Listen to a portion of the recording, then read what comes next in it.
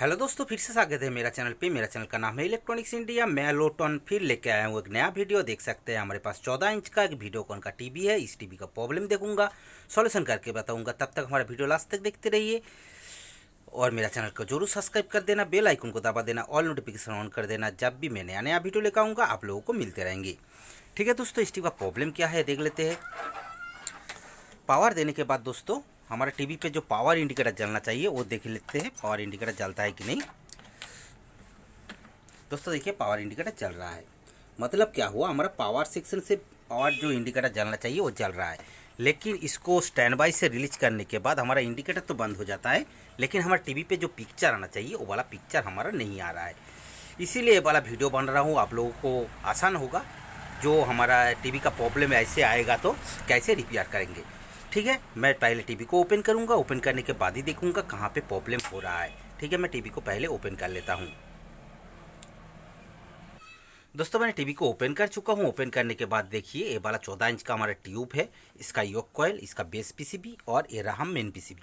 दोस्तों आज का जो प्रॉब्लम आया है हमारा मेन पीसीबी का ही प्रॉब्लम आया है, क्योंकि ये वाला ईएसटी जो हमारा पावर सेक्शन है, पावर सेक्शन से रिलेटेड जो वोल्टेज का प्रॉब्लम हो सकता है। इसीलिए ये जो इंडिकेटर जल रहा है, हमारा पावर इंडिकेटर जल रहा है, मतलब हमारा 5 वोल्ट पावर सेक्शन से निकल रहा है और रेगुलेटर सेक्शन ऑन है। और हमारा वोल्टेज रिलेटेड देख लेते हैं, वोल्टेज को चेक करने से पता चल जाएगा हमारा एक्चुअली प्रॉब्लम है क्या, वो जो प्रॉब्लम हो रहा है वो कहाँ से हो रहा है।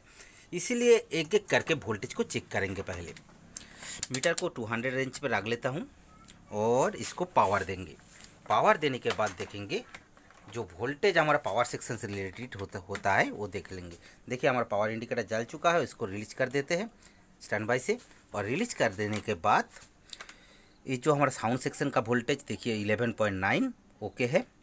उसके बाद एक वोल्टेज आता है जो 12 वोल्ट होता है, वो हमारा रेगुलेटर सिस्टम का वोल्टेज, वो भी सही है। और ये वाला 200 वोल्ट का वोल्टेज, 110 वोल्ट का वोल्टेज। देखिए 110 वोल्ट पे हमारा 7.9 आ रहा है। क्योंकि ये 7.9 आ रहा है, इसका वोल्टेज 110 वोल्ट तक होना चाहिए, नहीं तो हमारा ईएसटी रनिंग नहीं करेगा। क्योंकि देखिए ये जो बी प्लस होता है, जो ईएसटी का बी प्लस होता है, बी प्लस पे हमारा वोल्टेज वही वोल्टेज आएगा जो हमारा वोल्टेज नहीं आ रहा है। कहाँ पे प्रॉब्लम है देख लेते हैं। ये देखिए ये रेजिस्टेंस भी उड़ गया है और इस पर देखेंगे रेजिस्टेंस ईएसटी पे वोल्टेज नहीं पहुंच रहा है, लेकिन रेजिस्टेंस के पहले जो हमारा वोल्टेज है वो दिख रहा है हमारा 7.68। और ये वाला वोल्टेज को हमारा 110 वोल्ट करना चाहिए। और देखेंगे ईएसटी पे वोल्टेज ये जो रेजिस्टेंस उड़ गया है, क्यों उड़ा है। ये रेजिस्टेंस उड़ने के कारण भी होता है ईएसटी शॉर्टेज या हमारा आउटपुट शॉर्टेज। इसीलिए इसको ग्राउंड से चेक करेंगे। जो हमारा ईएसटी सेक्शन, पावर सेक्शन तो देखेंगे, उससे पहले इसको चेक करेंगे। जो हमारा हाई वोल्टेज फिकरिंग का पॉइंट होता है, स्विचिंग का पॉइंट, उस पर हमारा कोई भी शॉर्टेज नहीं बता रहा है। देखिए मैं ग्राउंड के साथ शॉर्टेज करूँगा तो हमारा मीटर का बाजार बज रहा है। और जो हमारा योक कॉइल का जो स्विचिंग का वोल्टेज होता है हाई वोल्टेज, वो वाला वोल्टेज पे कोई भी शॉर्टेज नहीं है। लेकिन ये वाला रेजिस्टेंस उड़ गया है। और ये वाला वोल्टेज क्यों नहीं बन रहा है वो देखने के लिए ये जो हमारा कैपेसिटर है, जो फिल्टरिंग कैपेसिटर होता है, वोल्टेज स्टॉकर कैपेसिटर होता है, वो वाला कैपेसिटर हमारा शायद ख़राब हो चुका है। इसीलिए पहले ये वाला जो कैपेसिटर है, कैपेसिटर को ओपन कर लेते हैं। ओपन करके चेक करेंगे तो पता चल जाएगा। ठीक है, मैं ओपन कर लेता हूँ। दोस्तों एक चीज़ गौर कीजिए, मैंने जब ओपन किया तो एक लेग को ओपन किया तो हमारा ये कैपेसिटर ओपन करके गिर गया है। मतलब देखिए ये पीछे साइड पे दोनों लेग होना चाहिए, एक नेगेटिव एक पॉजिटिव। पॉजिटिव का जो पॉइंट है, वो पॉजिटिव का पॉइंट हमारा खुल गया है, रास पड़ के काट गया है। और देखिए अप साइड पे, ऊपर साइड पे जो हमारा पॉइंट, ये कैपेसिटर का ऊपर साइड पोजीशन होता है, वो वाला पोजीशन फुल गया है। मतलब ये वाला अंदर से ही ख़राब हो चुका है और इसीलिए ये वाला लेग काट चुका है। मैं क्या करूँगा, नया वाला कैपेसिटर लगाऊंगा। इस पे देख लेते क्या कैपेसिटर दिया गया है, 220 यूएफ का 160 वोल्ट का कैपेसिटर। ये वाला कैपेसिटर रिप्लेस करके नया वाला लगाऊंगा और नया वाला लगाने के बाद इसका वोल्टेज भी चेक करेंगे कहाँ पे प्रॉब्लम हो रहा, जो प्रॉब्लम वोल्टेज का प्रॉब्लम हो रहा था वो वाला वोल्टेज हमारा आता है कि नहीं। ठीक है, मैं इसको पिन को ओपन कर लेता हूँ। ओपन करने के बाद नया वाला कैपेसिटर लगा लेता हूँ। दोस्तों मैंने पुराना वाला कैपेसिटर के बदले में नया वाला कैपेसिटर लगा चुका हूँ और ये जो रेजिस्टेंस उड़ गया था ये वाला रेजिस्टेंस भी मैं नया वाला लगा चुका हूँ। लगाने के बाद भी हमारा शॉर्टेज दिख रहा है, इसीलिए मैंने ये ओपन खोल चुका हूँ। इसको लगाने के बाद इस रेजिस्टेंस से धुआं निकल रहा था और ये वाला देखिए कैपेसिटर लगा चुका हूँ। ये देखिए नया वाला कैपेसिटर लगा चुका हूँ और ये रेजिस्टेंस भी नया वाला लगा चुका हूँ। और लगाने के बाद जो हमारा वोल्टेज होना चाहिए वो वोल्टेज को पहले चेक कर लेंगे। वोल्टेज रिलेटेड जो प्रॉब्लम था वो वाला प्रॉब्लम कैसे सॉल्व हुआ है वो देख लीजिए तो पता चल जाएगा। देखिए मैंने पावर दे चुका हूँ और पावर देने के बाद इसको स्टैंड बाय से रिलीज कर देता हूँ और रिलीज कर देने के बाद जो हमारा इस पर वोल्टेज होना चाहिए वो वोल्टेज को चेक करेंगे। जैसे पहले हमारा 110 वोल्ट जो बता रहा था, इस पे देखिए 140 वोल्ट आ रहा है। क्योंकि ये लोड पे नहीं है इसीलिए थोड़ा सा वोल्टेज ज़्यादा दिखेगा। और इस पे जो 7 वोल्ट 8 वोल्ट आ रहा था वो प्रॉब्लम सॉल्व हो चुका है। और उसके बाद ये 12 वोल्ट के जगह पे देखिए 12 वोल्ट आ रहा है 11.7 और ये देखिए हमारा 11.8 जो हमारा साउंड सेक्शन के लिए वोल्टेज दिया गया है। ये बोला वोल्टेज मतलब पावर सेक्शन से जो रिलेटेड वोल्टेज का प्रॉब्लम था वो वाला प्रॉब्लम सॉल्व हो चुका है।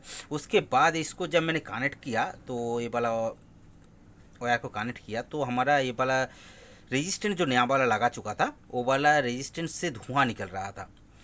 इसीलिए मैंने इसको अच्छी तरह से चेक करूँगा कहाँ पे प्रॉब्लम है। ईएसटी भी शॉर्टेज हो सकता है क्योंकि ये तो हमारा शॉर्टेज नहीं बता रहा है। मैं पावर को खोल लेता हूँ और इसको जो बाजार मूड पे रख लेता हूँ। बाजार मूड पे रखने के बाद इस पर हमारा शॉर्टेज होना चाहिए, लेकिन इस पर शॉर्ट कुछ भी नहीं दिख रहा है। 200 दिख रहा है ओम्स पे।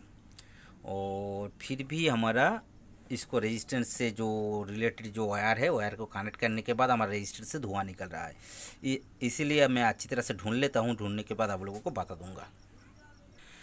दोस्तों मैंने जब देखा तो ये वाला ट्रांजिस्टर जो था वो ट्रांजिस्टर ख़राब हो चुका है क्योंकि ये शॉर्टेज नहीं बता रहा है, लेकिन इस पर जो वैल्यू होना चाहिए वो वैल्यू घट गया है।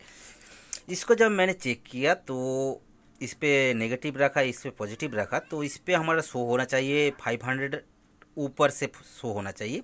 इस पे शो हो रहा है 150 तक। और इस पे जब नया वाला एक ट्रांजिस्टर निकल के देखा तो इस पे शो कर रहा है 540 तक। इसीलिए क्या करेंगे, इसको ट्रांजिस्टर को रिप्लेस करेंगे। रिप्लेस करके नया वाला ट्रांजिस्टर लगा लेंगे। लगाने के बाद इसको लगा के वोल्टेज दे के देखते हैं जो हमारा प्रॉब्लम सॉल्व होता है कि नहीं। ठीक है, इसको कनेक्ट कर लेते हैं। दोस्तों एक चीज़ बता दो, हमारा जो ट्रांजिस्टर था ट्रांजिस्टर को मैंने ओपन करके नया वाला ये ट्रांजिस्टर लगाया था। ट्रांजिस्टर लगाने के बाद मैंने जब इसको फॉइल को कनेक्ट किया तो हमारा वोल्टेज सही था। उसके बाद मैंने जब टीवी को स्टैंड बाय से रिलीज किया तो रिलीज करने के बाद हमारा हॉरिजॉन्टल सिंक आने के बाद, हॉरिजॉन्टल फ्लिप आने के बाद जब हमारा ईएसटी रनिंग होना शुरू कर दिया था तब हमारा ये ट्रांजिस्टर फिर से उड़ गया। मतलब हमारा कुछ तो शॉर्टेज है, इसीलिए बार बार हमारा ट्रांजिस्टर उड़ रहा है। देखिए दोस्तों तब हमारा कुछ भी शॉर्टेज नहीं बता रहा था। ये ट्रांजिस्टर शॉर्टेज हो जाने के बाद मैंने बाजार मूड पे रखा हूँ और उसके बाद मैंने जब चेक किया तो हमारा ये वाला पोजीशन हमारा शॉर्टेज बता रहा है। देखिए हमारा मीटर बाजार मूड पे बाजार बज रहा है। मतलब ये वाला पूरा ग्राउंड के साथ, ये जो ग्राउंड है ग्राउंड के साथ पूरी तरह से शॉर्टेज हो गया है। और मैंने तब चेक किया, क्या क्या चेक करना है एक बार फिर से बता देता हूँ। ये तो ट्रांजिस्टर हमारा शॉर्टेज हो गया था इसलिए मैंने खोल के चेक किया कर रहा हूँ। उसके बाद मैंने ये जो हमारा 1600 वोल्ट का जो हमारा कैपेसिटर पीएफ जो था वो वाला पीएफ को मैंने ओपन कर दिया है। ओपन करने के बाद क्या होता है, क्या ये वाला पीएफ हमारा शॉर्टेज होगा तो ये वाला शॉर्टेज काट जाना चाहिए था। इसीलिए मैंने ये पीएफ को ओपन करने के बाद भी हमारा ये वाला शॉर्टेज नहीं हटा। और इसके बाद ये वाला एक छोटा सा जो पीएफ था वो वाला पीएफ हमारा खोल के भी चेक कर लिया हूँ, वो भी शॉर्टेज नहीं बता रहा है। इसीलिए क्या रह गया है, ये वाला ईएसटी शॉर्टेज क्या क्या दिखाएगा। हमारा आउटपुट जो वोल्टेज आएगा पावर सेक्शन से, वो पावर सेक्शन को कौन कौन पार्ट्स हमारा वोल्टेज को बैठा देता है।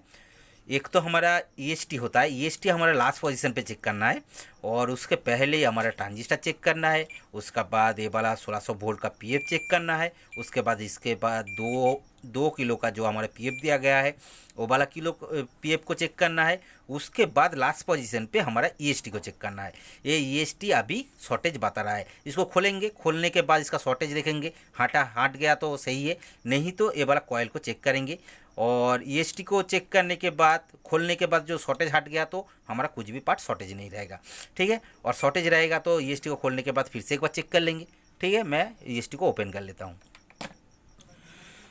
दोस्तों देख सकते हैं मैंने ईएसटी को ओपन कर चुका हूँ। ओपन करने के बाद इस पर जो गाउन का शॉर्टेज था, जो गाउन से शॉर्टेज हो गया था, ये देखिए मैं गाउन के साथ टच करता हूँ। और इस पे बाद ये वाला जो फ्लिप बैट, जो हाई हाई स्विचिंग का जो पॉइंट है, इस पे शॉर्टेज हो गया था। ईएसटी को ओपन कर देने के बाद ये शॉर्टेज हट गया है। और देखिए ये जो हमारा बी प्लस है, बी प्लस पे भी हट गया है और पॉइंट से नहीं है, सिर्फ ग्राउंड के साथ कनेक्टेड है। और मैंने इसको जब देखा, इसका नंबर देखिए 01N4028WR, ये वाला ईएसटी, ये देखिए नया वाला एक ईएसटी निकल के रखा हूँ। ये देखिए 01N4028W, ये वाला ईएसटी को इसमें कनेक्ट करूँगा। और तो पहले भी बता चुका हूँ, हमारा ईएसटी का जब नंबर उठ जाएगा, नंबर हट जाता है, और नंबर हट जाने के बाद इसको कैसे चेक करना है, इस कॉइल से आप लोग चेक कर सकते हैं। नया वाला ईएसटी के साथ ये पुराना वाला ईएसटी शॉर्टेज नहीं होगा तो इसको चेक कर सकते हैं, या वो डाटा शीट निकाल के आप लोग चेक कर सकते हैं, ठीक है। जो भी हो, ये ईएसटी शॉर्टेज है।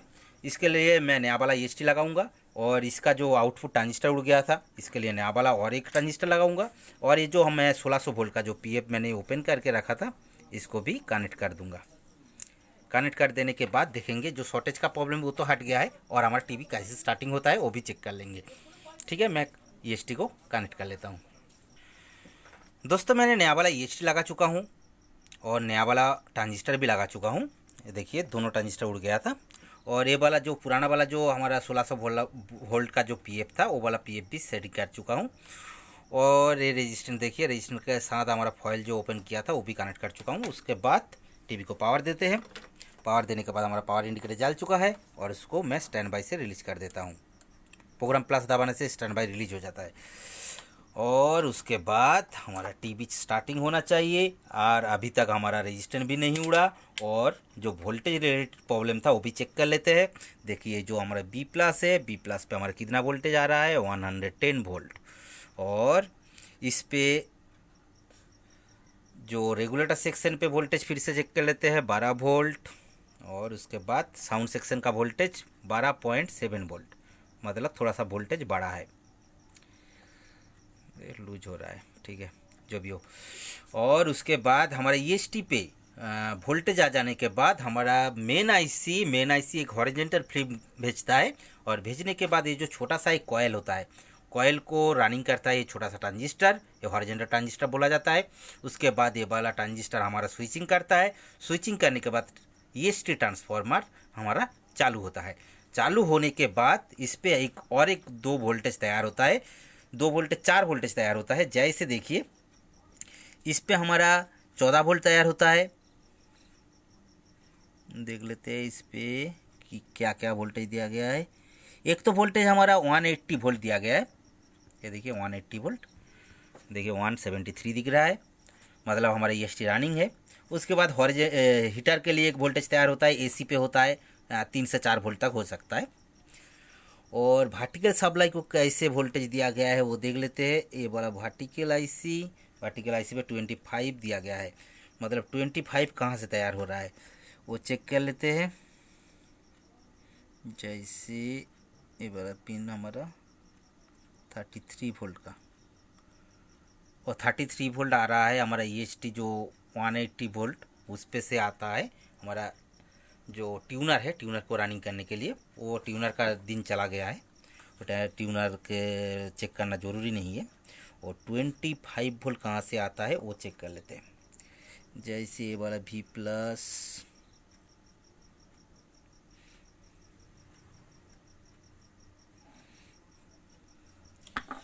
ट्वेंटी फाइव वोल्ट, एक होता है 180 वोल्ट, और परे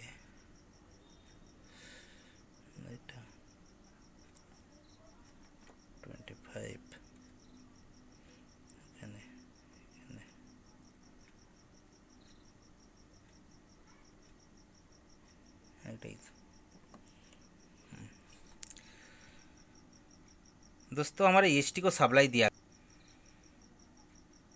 ईएसटी को सप्लाई दिया गया है। ये वाला जो पॉइंट है, ये पहला पॉइंट से डायोड देके इस पे 25 वोल्ट दिया गया है जो हमारा ईएसटी को सप्लाई देने के लिए। और ईएसटी को सप्लाई देने के सॉरी दोस्तों, हमारा वर्टिकल आईसी को सप्लाई देता है। और वर्टिकल सप्लाई देने के बाद हमारे पिक्चर को अप डाउन साइड का पिक्चर बढ़ाता है। मतलब दोस्तों क्या हुआ, सभी वोल्टेज हमारा सही हो गया है।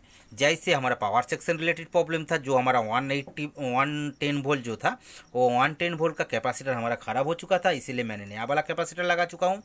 उसके बाद मैंने देखा तो ये वाला रेजिस्टेंस ख़राब था, और उसके बाद देखा तो हमारा ट्रांजिस्टर ख़राब हो गया था, इसीलिए नया वाला ट्रांजिस्टर लगाने के बाद भी हमारा रेजिस्टेंस पे धुआं सा निकल रहा था और शॉर्टेज बता रहा था। उसके बाद मैंने जब नया वाला ट्रांजिस्टर लगाया तो हमारा ट्रांजिस्टर भी कट के आए और ये शॉर्टेज हो गया था पूरा ईएसटी।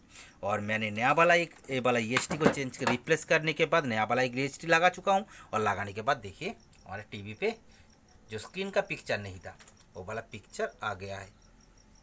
क्लियर हो जा, हाँ देखिए दोस्तों हमारा पिक्चर भी आ चुका है। मतलब दोस्तों आज का जो प्रॉब्लम था वो पूरी तरह से सॉल्व हो चुका है। ठीक है दोस्तों, इसी तरह का नया नया वीडियो मिलने के लिए मेरा चैनल को जरूर सब्सक्राइब कर लेना, बेल आइकन को दबा देना, ऑल नोटिफिकेशन ऑन कर देना। जब भी मैं नया नया वीडियो लेकर आऊँगा आप लोगों को मिलते रहेंगे। ठीक है दोस्तों, मिलते हैं नेक्स्ट वीडियो पर, तब तक के लिए दोस्तों गुड बाय।